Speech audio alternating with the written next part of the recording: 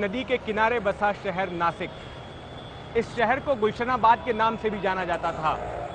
इसे दक्षिण की काशी भी कहते हैं। बताते हैं कि लक्ष्मण ने जो शूर्पणखा की नाक काटी थी, रावण की बहन शूर्पणखा की जो नाक काटी थी, वो यहीं पर काटी थी और इसलिए इस जगह का नाम पड़ गया नासिक। आने वाले चंद दिनों में यहाँ पर करोड़ों लोगों का जमावड़ा लगने वाला है, क्योंकि 12 साल बाद फिर एक बार नासिक में होने जा रहा है सिंहस्थ कुंभ।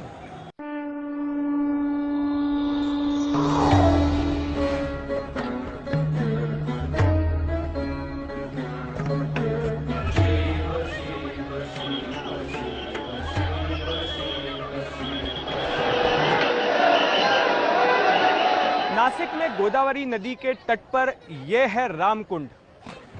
कुंभ के दौरान जिन दो प्रमुख ठिकानों पर स्नान होते हैं उनमें से एक ये रामकुंड है और दूसरा है कुशावर्त, जो कि यहाँ से कुछ दूरी पर त्र्यंबकेश्वर के पास में है। इस ठिकाने पर वैष्णव समुदाय के लोग स्नान करते हैं, वैष्णव अखाड़ों के लोग जो है यहाँ पर स्नान करते हैं, जबकि शैव अखाड़ों के लोग जो है वो त्र्यंबकेश्वर में जाकर स्नान करते हैं। 1760 तक दोनों ही तरह के अखाड़ों के लोग, दोनों ही अखाड़ों के सदस्य यहाँ पर स्नान किया करते थे। लेकिन बताया जाता है कि पहले स्नान कौन करेगा, इस सवाल को लेकर शैव और वैष्णवों में झगड़ा हो गया, उनके बीच दंगा हो गया और उस दंगे में बताया जाता है कि करीब 1600 लोग मारे गए। उसके बाद जो तत्कालीन शासक थे, पेशवा शासकों ने यह तय किया कि शैव और वैष्णव अब दोनों अलग अलग स्नान किया करेंगे, एक ही जगह पर स्नान नहीं करेंगे और इसलिए ये जगह वैष्णवों को दी गई। यहाँ पर वैष्णव अखाड़े स्नान करते हैं और त्र्यंबकेश्वर में शैव अखाड़ों के लोग स्नान करते हैं। भारत में 4 जगह कुंभ मेला होता है, हरिद्वार, इलाहाबाद, उज्जैन और नासिक। तो नासिक का कुंभ मेला का मुख्य जो स्नान का जो महत्व है वो यहाँ रामघाट का है। यहाँ पर भगवान रामचंद्र जी 14 साल में से बहुत से साल यहाँ पर रहे हैं, वनवास में जब आए थे तब। और यहीं पर भगवान रामचंद्र जी ने कुंभ का स्नान किया हुआ है सिंहस्थ में, सिंह राशि में। सिंह राशि में जब गुरु का आगमन होता है तब यहाँ का नासिक का गोदावरी का कुंभ का स्नान शुरू हो जाता है। 14 जुलाई को सवेरे 6:16 को सिंह राशि में गुरु आते हैं, तब यहाँ का कुंभ मेला लगता है।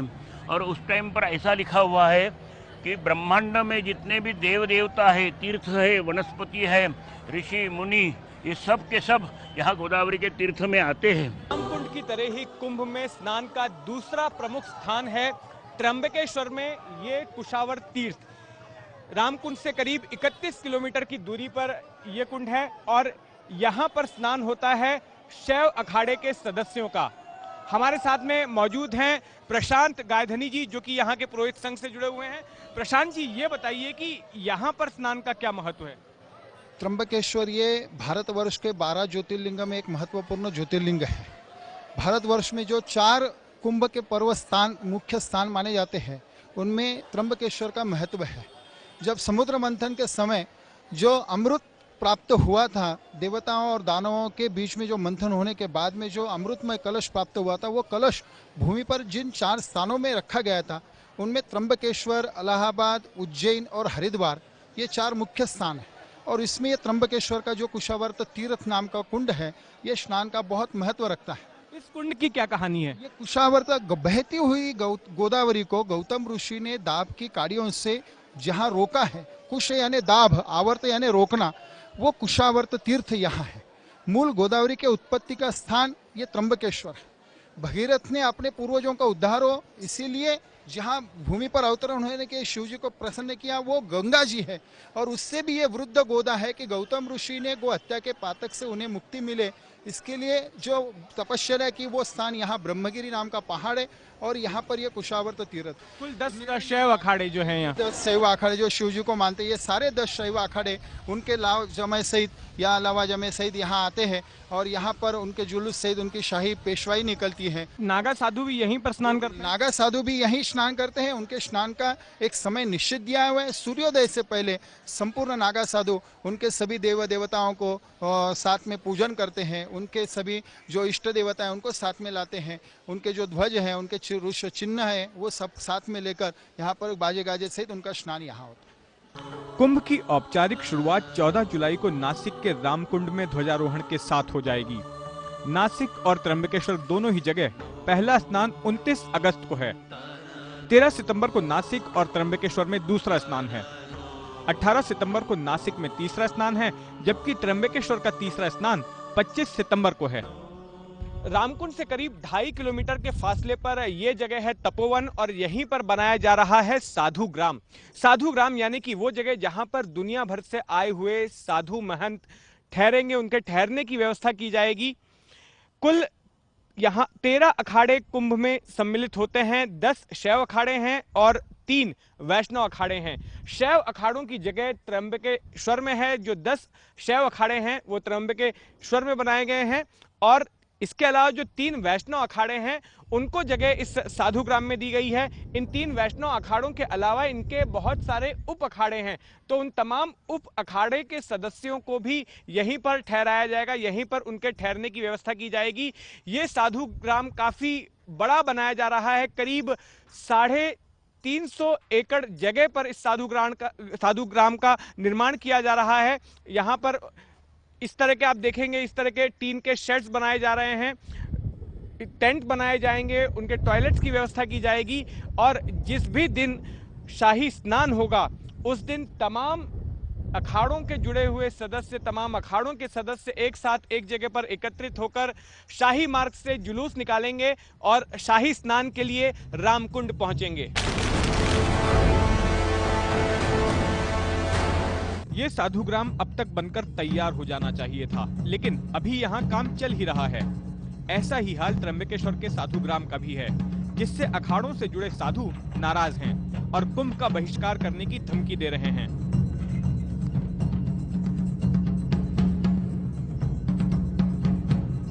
आज देखिए आपके सामने कीच पड़ा हुआ मलबा मैं डलवा रहा हूँ, पत्थर डलवा रहा हूँ।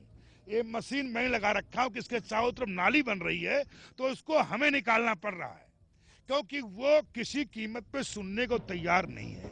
जो पिछले 6 कुंभ मेले में 2003 में था, उससे वो कहते हैं कि हम किसी कीमत पे कोई काम नहीं करेंगे। प्रशासन का एक रवैया होता है, जब काम नहीं होता है तो विवादों में, तमाम चीजों में, अखाड़ों में फूट डालता है, और तमाम उस मेले का जो कुछ बिगड़ता बनता है वो उसको साधु संतों अखाड़ों पर डाल देता है। इसलिए हम ये नहीं चाहते, अब कुछ मांगने की इच्छा नहीं रहेगी।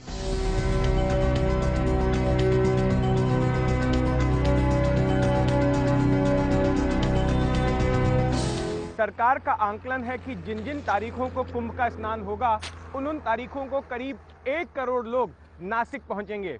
कई लोग ऐसे होंगे जो कि रेल के जरिए नासिक आएंगे, लेकिन एक बड़ी तादाद ऐसे लोगों की होगी जो कि अपने निजी वाहनों के जरिए नासिक पहुंचने वाले हैं।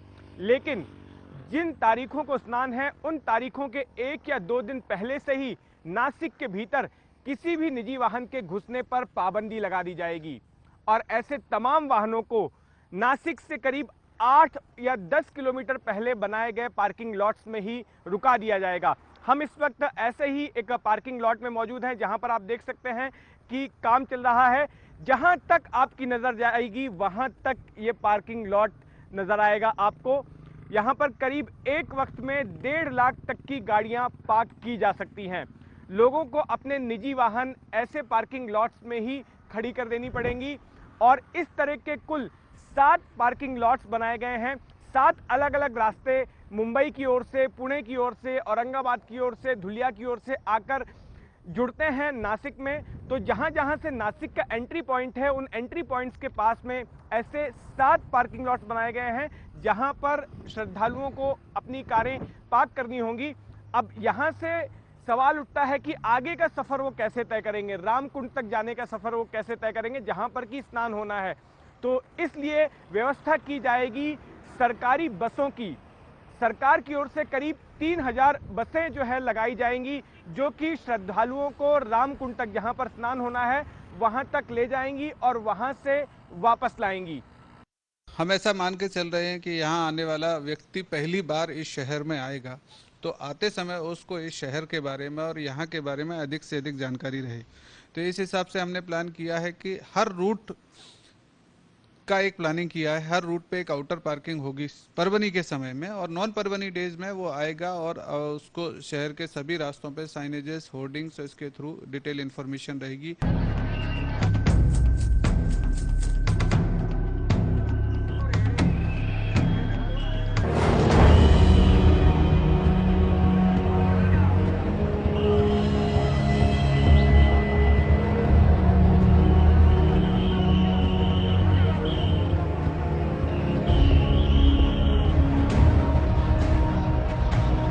कुंभ के इतिहास के साथ कई दर्दनाक हादसे भी जुड़े हुए हैं।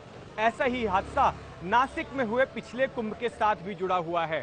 पिछले कुंभ के दौरान इसी सरदार चौक नाम की जगह पर एक भगदड़ मच गई।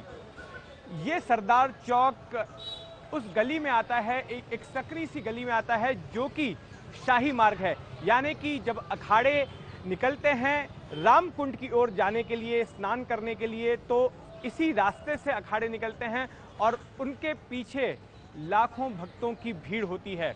हम देखा सामने से 15-20 हजार लोग आ रहे थे स्नान के लिए।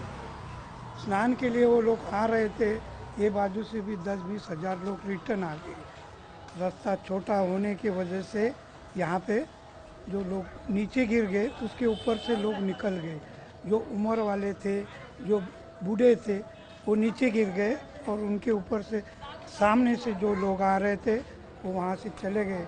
यहाँ कम से कम 30-35 आदमी ऐसे पानी से मछली बाहर निकलती, तड़प के मरती, इस प्रकार लोग तड़प के मर गए। ऊपर रहने वाले लोगों ने बॉटल से, बादली से उनके ऊपर पानी छिड़क दिया, क्योंकि वो प्यास से जिंदे होंगे, पानी पिएंगे। तो ऐसा उस टाइम का माहौल था। लेकिन ये हादसा हुआ कैसे? एक तो सकरी गली थी, ये बात सही है कि सकरी गली में जो है हजारों लोग थे, तो अचानक में ये भगदड़ मची कैसे? ये भगदड़ मच गई, सामने से लोग आ रहे, बाहर से जो पुलिस फोर्स थी उनको इतना ध्यान में नहीं आया। तो ये ध्यान में न आने से तो सामने से लोग यहाँ से, मतलब ये सिर्फ ये रामकुंड की तरफ जाने का रास्ता था, लोग यहाँ से जा रहे थे रामकुंड की तरफ, लेकिन पुलिस ने रोका नहीं जो आने वाले लोग हैं। और ये रास्ता जो इतना पतला सा रास्ता आने और जाने दोनों के लिए इस्तेमाल होने लगा। दोनों के लिए। उस वजह से लोग जो सामने से आ रहे थे वो नीचे गिर गए। उसके ऊपर से ढाल से लोग धक्का बुक्की करते करते वो लोगों के ऊपर से गए, तो लोग जो नीचे गिर गए वो लोग खत्म हो गए। उस भगदड़ में 29 लोग मारे गए और 57 लोग घायल हो गए। मारे जाने वाले लोगों में, घायलों में कई महिलाएं थी, बुजुर्ग थे, बच्चे थे। और उस हादसे से सबक लेते हुए अब तय किया गया है कि अब इस गली से शाही यात्रा को नहीं निकाला जाएगा। शाही मार्ग को इस बार बदल दिया गया है। ये शाही मार्ग पारंपरिक शाही मार्ग था, लेकिन जो सालों से इस्तेमाल हो रहा था, लेकिन इस बार उस रास्ते को नहीं अपनाया जा रहा है। नए शाही मार्ग को बनाया गया है, जिसको लेकर काफ़ी विवाद भी हुआ, लेकिन सभी की सम्मति के बाद अब नया शाही मार्ग जो है तय कर लिया गया है।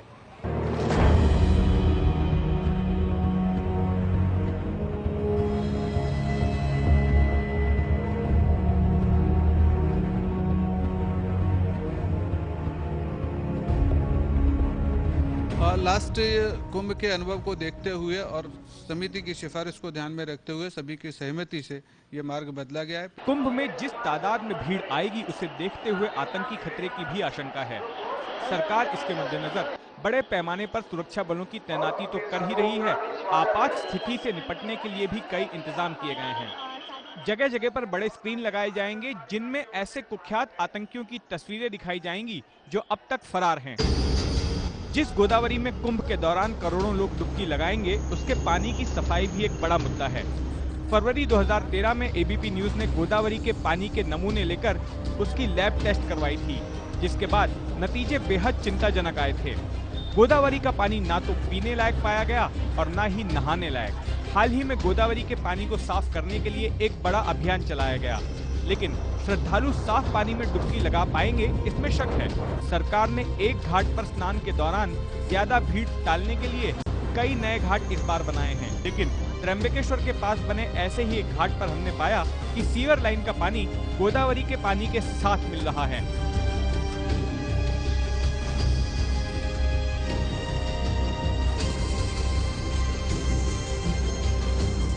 बहरहाल प्रशासन को ये उम्मीद है कि कुंभ के शुरू होने तक सारी तैयारियां पूरी हो जाएंगी और सदियों से चली आ रही कुंभ मेले की ये परंपरा इस बार भी लोगों को भक्ति सागर में सराबोर कर देगी। कैमरामैन योगेंद्र गुप्ता के साथ जितेंद्र दीक्षित, एबीपी न्यूज, नासिक।